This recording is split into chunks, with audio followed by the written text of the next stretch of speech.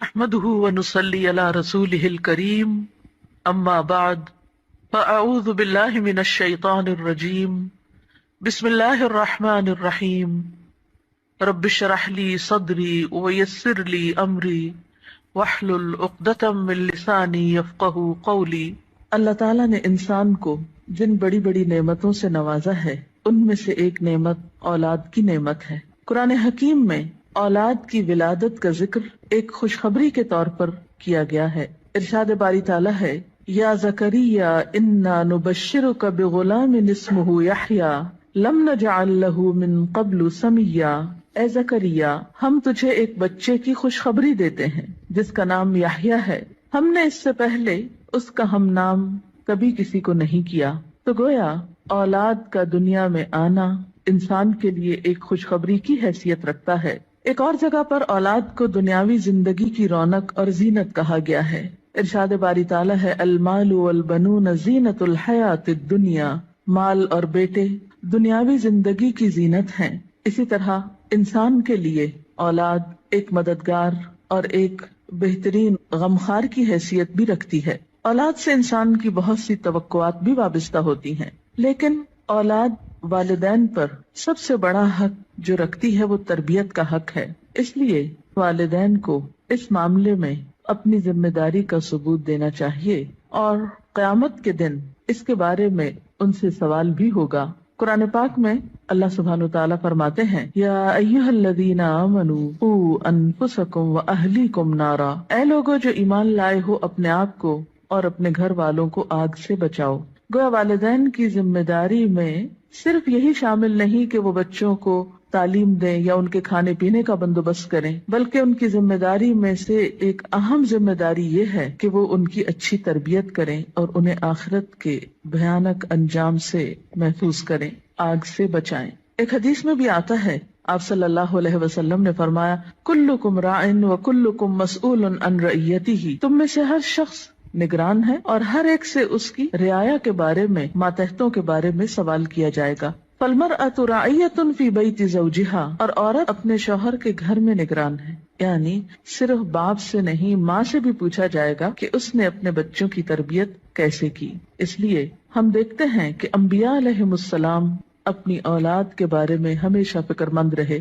حضرت ابراہیم علیہ السلام اپنے ساتھ اپنی اولاد کے لیے بھی دعائیں مانگتے ہیں، رب اجعلنی مقیم الصلاۃ ومن ذریتی، اے اللہ مجھے نماز قائم کرنے والا بنا اور میری اولاد میں سے بھی۔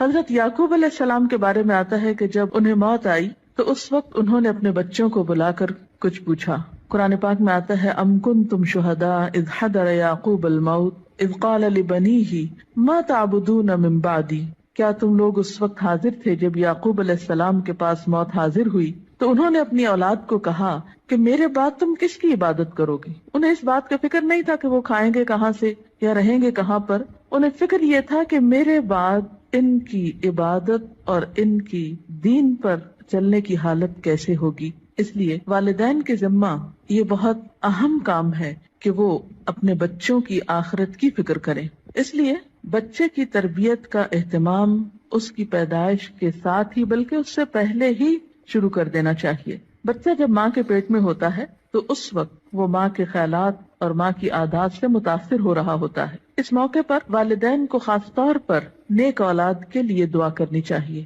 جیسا کہ قرآن پاک میں آتا ہے، رب ھب لی من لدنک ذریۃ طیبہ، اے میرے رب مجھے اپنے پاس سے پاکیزہ اولاد عطا کر۔ پھر اسی طرح بچے کی پیدائش پر خواہ وہ لڑکی ہو یا لڑکا، خوشی کا اظہار کرنا چاہیے، اللہ تعالیٰ کا شکر ادا کرنا چاہیے، اس نعمت کو اچھی طرح قبول کرنا چاہیے تاکہ پھر اس کی صحیح طور پر قدردانی ہو سکے۔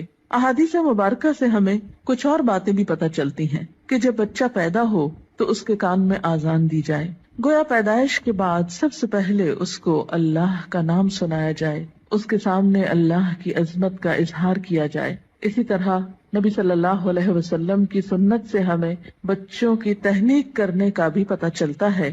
تہنیک سے مراد یہ ہے کہ کھجور چبا کر بچے کے تالو پر لگائی جائے، کیونکہ بچہ سب سے پہلی خوراک جو اپنے منہ میں لے کر جاتا ہے اس میں بھی خوراک دینے والے کی شخصیت اور عادات کے اثرات منتقل ہوتے ہیں۔ صحیح بخاری میں ابو موسیٰ اشعری روایت کرتے ہیں کہ میرے ہاں ایک بچہ پیدا ہوا میں اس کو لے کر نبی صلی اللہ علیہ وسلم کی خدمت میں حاضر ہوا. آپ نے اس کا نام ابراہیم رکھا. ایک کھجور سے اس کی تہنیک کی اور اس کے لیے برکت کی دعا کی اور اسے میرے حوالے کر دیا. پھر اسی طرح بچے کا نام اچھا رکھنا چاہیے. نام ایسا ہو کہ جس کا مطلب بھی اچھا ہو، تاکہ بچہ جب پکارا جانے پر اپنا نام سنے تو وہ اچھے لفظ کو بار بار سنے.